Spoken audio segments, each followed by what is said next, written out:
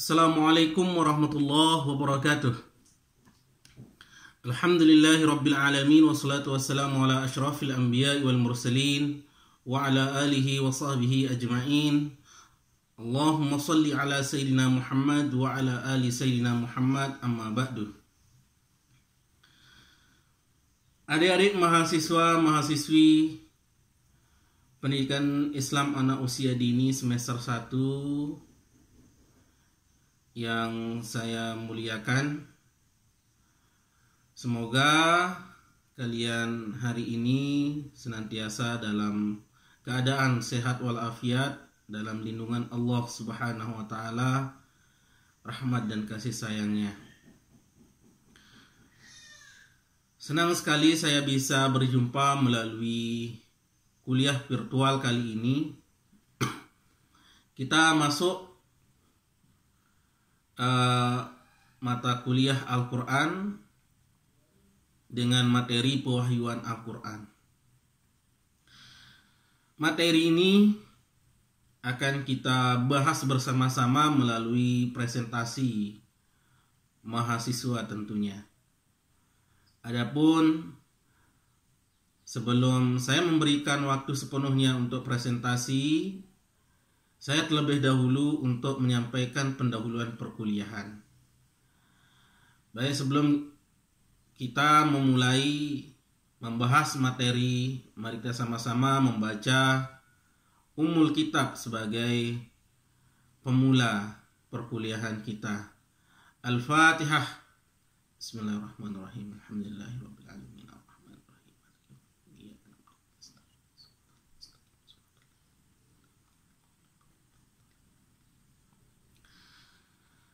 Baik, materi kita adalah pewahyuan Al-Quran.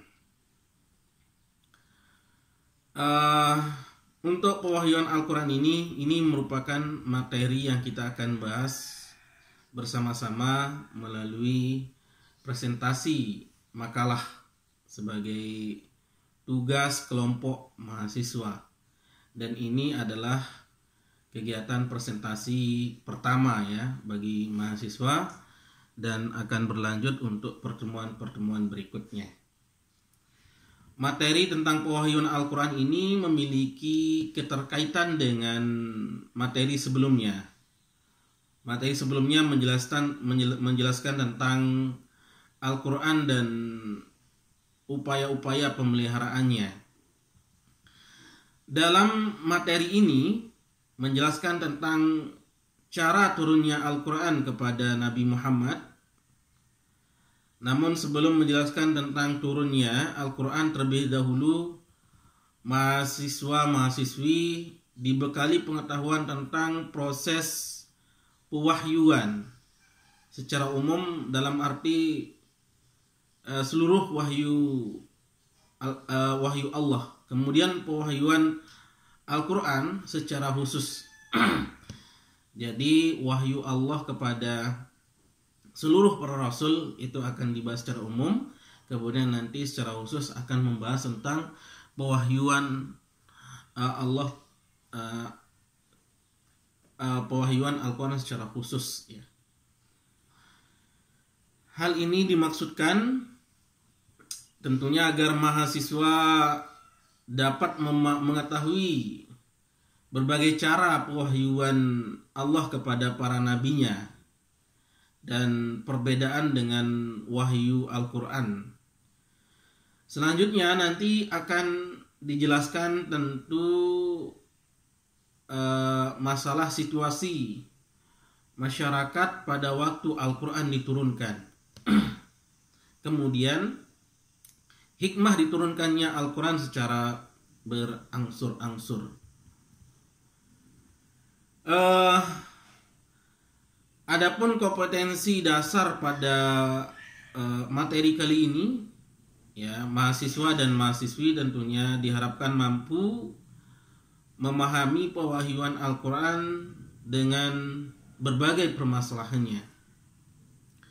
Sehingga saya berharap kepada pemakalah nantinya bisa menyampaikan materi-materi itu dengan komprehensif yang terkait tentang tema pewahyuan ini ada beberapa indikator yang harus diperhatikan oleh pemateri dan harus diikuti oleh mahasiswa yang lain. Yang pertama, menjelaskan tentang pengertian wahyu.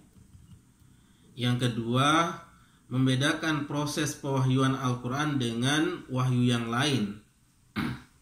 Yang ketiga, menjelaskan tahapan-tahapan pewahyuan Al-Quran. Yang keempat, menjelaskan periodisasi pewahyuan Al-Quran. Yang kelima, menjelaskan hikmah diturunkannya Al-Quran secara berangsur-angsur. Adapun materi pokok dari indikator tadi adalah pewahyuan dan pewahyuan Al-Quran, ya. Pewahyuan secara umum dan pewahyuan Al-Quran secara khusus. Nah, perlu saya menyampaikan sedikit materi tentang perlu saya menyampaikan uraian materi tentang pewahyuan Al-Quran ini sebelum kita mendengarkan presentasi dari mahasiswa. Yang pertama tentang nuzulul Quran, ya. Jadi tidak asing istilah ini bagi kita, yaitu nuzulul Al-Quran. Terdiri dari dua kata, yaitu nuzul dan Al-Quran. Nuzul itu jamak daripada nazala yanzilu nuzulan, ya, yang berarti turun, ya. Nuzul artinya turun. Jadi sedangkan Al-Quran adalah seperti yang kita bahas pada pertemuan terdahulu, tentu kalamullah, ya, dan sudah kita jelaskan istilahnya secara panjang lebar. Jadi kalau kita bisa definisikan, nuzulul Quran adalah penyampaian atau penetapan turunnya Al-Quran, yaitu proses penyampaian Al-Quran baik ke Lauhul Mahfuz, ke Baitul Izzah, maupun ke Rasulullah SAW sendiri. Jadi ada 3 tahap turunnya Al-Quran. Pertama, Lauhul Mahfuz. Yang kedua, Baitul Izzah, langit ke-7, ya. Yang ketiga, baru ke Rasulullah SAW melalui perantara malaikat Jibril. Jadi nuzul Quran ini adalah kajian proses penyampaian Al-Quran, ya, baik dari Lauhul Mahfuz, Baitul Izzah maupun kepada Rasulullah SAW, dan periodisasi turunnya tentang ayat pertama sampai ayat terakhir, ya. Ini menjadi kajian tentang nuzulul Quran. Tentu kondisi bangsa Arab pada nuzul Quran itu, ya, sangat beragam, mulai dari situasi politiknya seperti apa gitu, kemudian masyarakatnya, situasi budaya dan ekonominya seperti apa, kemudian bagaimana dari segi pendidikan masyarakatnya. Nah, ini menjadi kajian-kajian bagaimana situasi turunnya Al-Quran saat itu. Sehingga saya berharap pemateri hari ini bisa menjelaskan, ya, secara detail berkenaan tentang situasi penurunan Al-Quran tersebut. Karena apalagi zaman jahiliyah itu sangat erat dengan tantangan-tantangan yang dialami oleh Rasulullah SAW dari aspek keagamaan dan aspek ekonomi, aspek politik dan seterusnya. Kemudian proses pewahyuan Al-Quran. Nah, itu banyak sekali sumber-sumber yang menjelaskan tentang bagaimana proses pewahyuan Al-Quran, ya. Dijelaskan dalam Al-Quran, bisa nanti mungkin disampaikan oleh pemateri Quran Surah An-Nisa ayat 163. Seperti yang disampaikan, inna auhayna ilaika kama auhayna ila Nuhin wan nabiyyina min ba'dih wa auhayna ila Ibrahim wa Ismail wa Ishaq wa Yaqub wal asbati wa Isa wa Ayyub wa Yunus wa Harun wa Sulaiman wa atayna Dauda zabura. Nah, ini sumber pewahyuan Al-Quran. Sungguhnya kami telah memberikan wahyu kepadamu sebagaimana kami telah memberikan wahyu kepada Nuh dan nabi-nabi yang kemudiannya, dan kami telah memberikan wahyu pula kepada Ibrahim, Ismail, Ishak, Yakub dan anak cucunya Isa, Ayub, Yunus, Harun dan Sulaiman, dan kami berikan Zabur kepada mereka. Artinya sumber pewahyuan Al-Quran itu sama seperti sumber pewahyuan yang diberikan kepada nabi-nabi sebelumnya, yaitu ketersambungan pewahyuan dari nabi sebelumnya kepada Nabi Muhammad SAW. Yang saya maksudkan tadi seperti sumber pewahyuan Al-Quran itu ada Taurat, Injil, itu sama ya. Nah, apa itu wahyu? Jadi wahyu bisa dimaknakan yaitu bentuk komunikasi yang dijalin antara sesama manusia atau antara Tuhan dan makhluknya. Ya. Jadi wahyu memuat makna memberi isyarat, bisikan, perintah, firasat, insting atau ilham garizi, yaitu komunikasi pesan ilahi kepada para nabi, termasuk Nabi Muhammad SAW, yang berupa perintah atau berupa doktrin, yaitu pewahyuan. Adapun tujuan pewahyuan ini tentu sama seperti tujuan daripada Al-Quran itu sendiri, seperti memberikan peringatan dan kabar gembira, ya. Sebagaimana firman Allah, an auhayna ila rajulin minhum an unzirin nas wa basyiril ladzina amanu anna lahum qadama sidqi inda rabbihim, bahwa kami telah mewahyukan kepada seorang laki-laki, artinya para rasul di antara mereka, berilah peringatan kepada manusia dan gembirakanlah orang-orang beriman bahwa mereka mempunyai kedudukan yang tertinggi di Tuhan mereka. Nah, jadi wahyu itu tujuannya adalah memberikan kabar peringatan dan kabar gembira. Berikutnya wahyu tujuannya untuk memberikan peringatan, ya. In yuha ilayya illa annama ana nadhirum mubin. Dan banyak ayat-ayat yang menunjukkan hal tersebut, ya. Apa saja kandungan wahyu atau isi wahyu itu? Ya, antara lain adalah doktrin keesaan Tuhan, ya, ini ketauhidan dari Nabi Adam sampai Nabi Muhammad.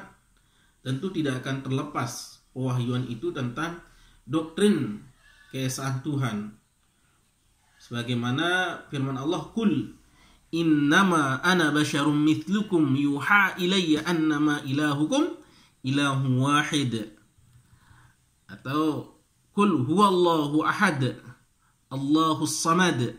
Nah, ini jadi bagaimana penekanan terhadap keesaan Tuhan, atau kandungannya adalah tentang kisah-kisah para rasul terdahulu atau umat terdahulu.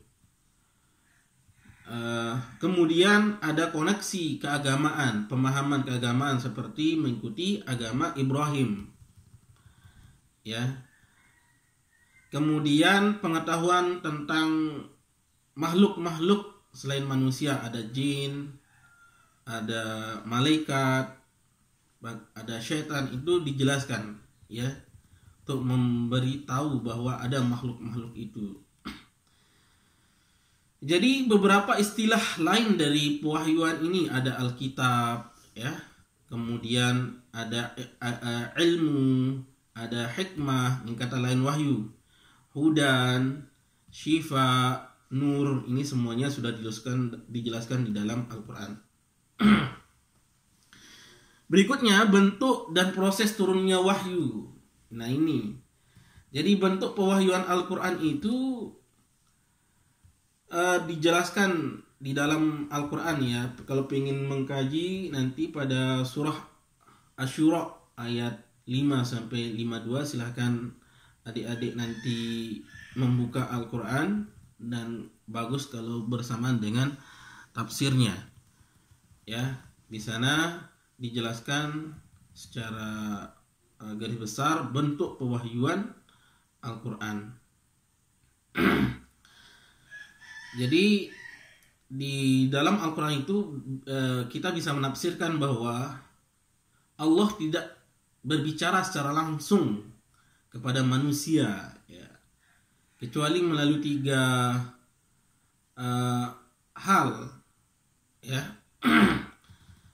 Yang pertama, wahyu dalam arti ilham atau inspirasi atau impian yang benar. Nah, nanti lihat di dalam Az-Zumar ayat 101-112, yaitu Allah komunikasi itu melalui wahyu berupa ilham, inspirasi, dan mimpi yang benar. Kemudian melalui kalam ilahi dari balik tabir tanpa melalui perantara, seperti yang dialami oleh Nabi Musa. Silahkan buka surat An-Nisa ayat 164. Atau melalui perantara utusan spiritual. Nah ini Jibril, atau yang kita sebut dengan Ruhul Kudus. Silahkan nanti buka Quran surah Asy-Syura ayat 52 atau Al-Baqarah ayat 97-98, dijelaskan di sana ya. Nah, proses pewahyuan Al-Quran kepada Nabi Muhammad yaitu secara berangsur-angsur, sebagaimana dijelaskan dalam Al-Quran surah Al-Furqan ayat 32 ya. Wa qala alladhina kafaru laula nuzila alaihi al-Qur'anu jumlatan wahidah kadzalika linuthabbita bihi fu'adak wa rattalnahu tartila. Berkatalah orang-orang kafir, mengapa Al-Quran itu tidak diturunkan kepada Nabi Muhammad sekali turun saja? Kenapa enggak sekaligus turunnya Al-Quran, kata orang-orang kafir. Nah, kemudian Allah menjawabnya, demikianlah supaya kami perkuat hatimu dengannya dan kami membacakan secara tertil, teratur dan benar. Jadi diturunkan secara berangsur-angsur biar langsung menghujam, atau karena dia sistemnya turunnya itu dengan kondisi, situasi, ada asbabun nuzul, ada kejadian turun Al-Quran, sehingga langsung terasa dengan adanya sebuah kejadian secara langsung, kemudian ada wahyu, itu sangat memperkuat ingatan dan kesan terhadap turunnya ayat-ayat itu ya. Jadi turunnya Al-Quran itu mulai tahap pertama itu di Lauhul Mahfuz ya, bal huwa Qur'anun Majid fi Lauhim Mahfuz ya, itu dalam Al-Quran disebutkan seperti itu. Tahap kedua itu baru ke Baitul Izzah ya. Ini ditegaskan di dalam Al-Hadis, yaitu fusil Al-Quran minadz-dzikri fawdi'a fi Baitil Izzati minas sama'id dunya faj'ala Jibrilu yunazzalu bihi 'ala Nabi sallallahu alaihi wasallam. Ini diriwayatkan oleh Ibnu Abbas ya, paman Rasulullah sallallahu alaihi wasallam. Dan ada juga yang diriwayatkan, ada riwayat dari An-Nasai juga, ya. Kemudian tahap ketiga barulah dari langit ketujuh atau Baitul Izzah kepada Nabi Muhammad SAW, yaitu dalam Al-Quran surah Asy-Syu'ara ayat 193, ya. Dijelaskan, nazala bihir ruhul amin ala qalbika litakuna minal munzirin. Nah ini, atau bisa lihat juga surat Asy-Syu'ara ayat 51 tentang turunnya Al-Quran dari Baitul Izzah ke Rasulullah SAW. Nah, turunnya wahyu menjadikan ada hubungan yang erat antara wahyu dan kepribadian, keagamaan Nabi Muhammad SAW. Jadi ada 3 cara komunikasi Allah dengan Nabi Muhammad. Pertama melalui wahyu di balik hijab, dan pengiriman utusan atau melalui malaikat Jibril. Bagaimana cara pewahyuan, kemudian bagaimana cara hijab, pembukaan hijab dan melalui malaikat Jibril, itu nanti bisa pemakalah menjelaskannya secara terperinci, ya. Berikutnya kita akan membahas berkenaan tentang periodisasi turunnya Al-Quran, ya. Setidaknya secara garis besar periodisasi turunnya Al-Quran itu ada 3, ya. Ada periode pertama yang diterima, ya, periode pertama ini wahyu pertama yang diterima oleh Rasulullah SAW, surah Al-Alaq ayat 1-5, yang turun pada tanggal 8 bulan Rabiul Awal, ya, sewaktu beliau berkhalawat, tahannus, berdiam di dalam Gua Hira di atas Jabal Nur, yaitu sebelah utara daripada kota Mekah. Nah, gambarannya itu nanti lihat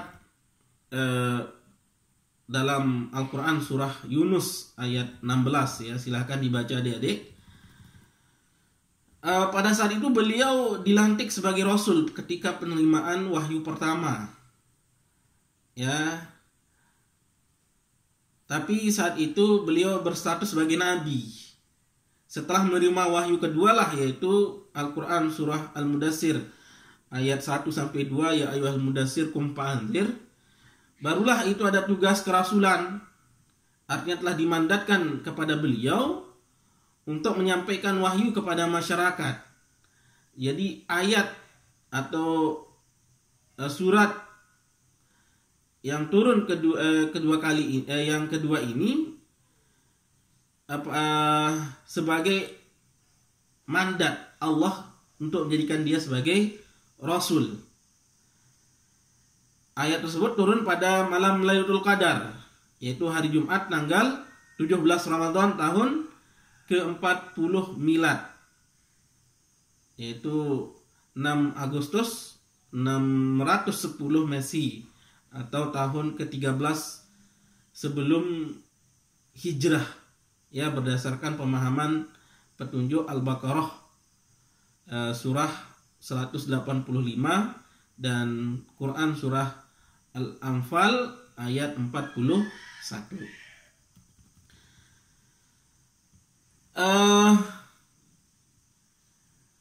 Dalam tahapan kandungan wahyu berkisar ada 3 hal, yaitu pendidikan bagi Rasul, ya. Nah ini yang ketika wahyu turun itu memberikan pendidikan bagi Rasul. Kemudian yang kedua, pengetahuan dasar mengenai sifat dan af'al Allah, ya, keterangan mengenai dasar-dasar akhlak Islami, ya. Nah itu periode pertama ini, periode turunnya Al-Quran periode pertama ini berlangsung kurang lebih 4-5 tahun, ya. yang saat itu menimbulkan gejolak yang bermacam-macam dan reaksi dari kalangan masyarakat jahiliyah. Ada yang mereka menerima dengan ajaran Al-Quran dengan baik gitu. Sebagian besar masyarakat menolak ajaran Al-Quran karena kebodohan mereka. Karena dakwah Al-Quran ini melampaui pemahaman masyarakat Mekah saat itu ya. Dan yang kedua ada periode kedua. Periode ini berlangsung kurang lebih 8 sampai 9 tahun. Yaitu terjadi pertarungan hebat antara gerakan Islam dan jahiliyah. Gerakan oposisi terhadap Islam menggunakan segala cara dan sistem untuk menghalangi kemajuan dakwah Islam. Bahkan dihalangi oleh keluarga Rasul sendiri gitu.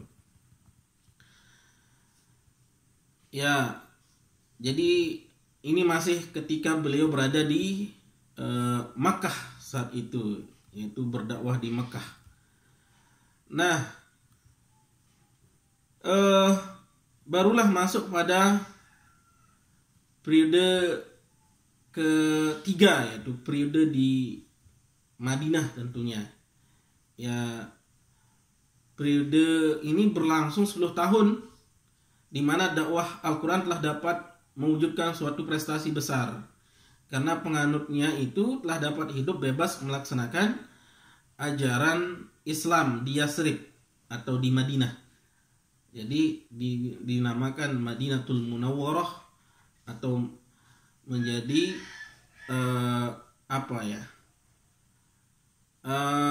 pengamalan Al-Quran secara sempurna itu, kebebasan pengamalan Islam itu terjadi di Madinah, yaitu berlangsung selama 10 tahun. Dan dari Madinah lah Rasul membuat strategi untuk menguasai Makkah.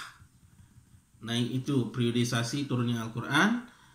Yang pertama, yaitu periode pertama itu berlangsung 4 sampai 5 tahun, periode kedua berlangsung 8 sampai 11 tahun, periode ketiga berlangsung 10 tahun. Periode pertama dan kedua ini berada di Mekah, periode ketiga ini berada di Madinah, seperti itu. Kemudian hikmah Al-Quran turun secara bertahap-tahap, ya.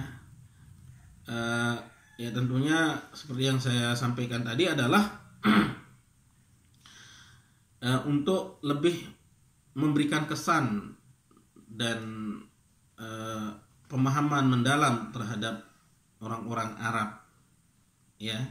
Atau dalam surat yang lain juga dijelaskan wa Qur'anan faraqnahu litaqra'ahu 'alan nasi 'ala muksin wa nazzalnahu tanzila. Al-Quran itu kami turunkan dengan berangsur-angsur agar kamu membacanya perlahan-lahan kepada manusia, dan kami menurunkannya bagian demi bagian. Ya, jadi kalau pendek kan cepat dipahami. Kalau berangsur-angsur kan cepat dikuasai, seperti itu. Ya, dengan berangsur-angsur itu karena Al-Quran turun dalam budaya yang memang tradisi lisan, ya. Jadi sangat sedikit yang bisa baca tulis saat itu, sehingga Al-Quran itu turun secara berangsur-angsur melalui lisan dan diterima dengan diterima dengan telinga melalui hafalan, tidak ditulis. Sehingga kalau secara seluruhnya turun, tentu butuh tulisan supaya semuanya bisa diabadikan. Tapi kalau dia pendek-pendek, tinggal diabadikan dalam pemikiran karena dia tidak panjang, ya. Apalagi saat itu orang hanya bisa bahasa, yaitu bisa mengetahui itu melalui lisan, jarang dengan baca tulis, gitu. Yang kedua, mengukuhkan hati Nabi dengan bacaan yang teratur, pemahaman yang sempurna, penghayatan terhadap makna yang maksimal, dan penghafalan yang sepenuh hati. Karena pendek, ya, sehingga cepat dipahami. Kemudian tujuan berangsur-angsur berinteraksi dengan masyarakatnya agar sesuai dengan kemaslahatan perkembangan masyarakat manusia saat itu. Karena Al-Quran ini turun sesuai dengan kondisi sosial dan kebutuhan masyarakat, sehingga Nabi dapat menjelaskannya dan masyarakat mampu memahami dan menghayati dengan mengamalkannya. Itu yang saya sebut dengan tadi asbabun nuzul. Ada di sebab dulu baru diturunkannya Al-Quran, sehingga itu lebih mengena ya. Nah, kemudian nanti dalam materi ini juga perlu dibahas misi Al-Quran dalam perspektif nuzulul Al-Quran. Nanti silahkan pemakalah untuk menjelaskannya ini ya. Jadi dari penyampaian saya tadi itu nanti bisa lebih diperjelas lagi oleh pemakalah ya, apalagi bisa disimpulkan, tentu itu lebih bagus lagi. Baik, adik-adik mahasiswa, hanya ini pendahuluan perkuliahan dari saya, sekiranya dapat memberikan pemahaman awal untuk bisa mendengarkan materi-materi dari pemakalah dan untuk bisa menjadi referensi kalian di dalam berdiskusi nanti. Terima kasih saya ucapkan kepada seluruh mahasiswa yang sudah mulai bergabung dalam mata kuliah Al-Quran dengan materi pewahyuan Al-Quran. Terima kasih. Berikutnya saya serahkan sepenuhnya waktu perkuliahan dihandle oleh pemakalah hari ini. Saya cukupkan pendahuluan sampai di sini. Sekian, wallahul muwaffiq wal hadi ila sabilir rasyad. Wassalamualaikum warahmatullahi wabarakatuh.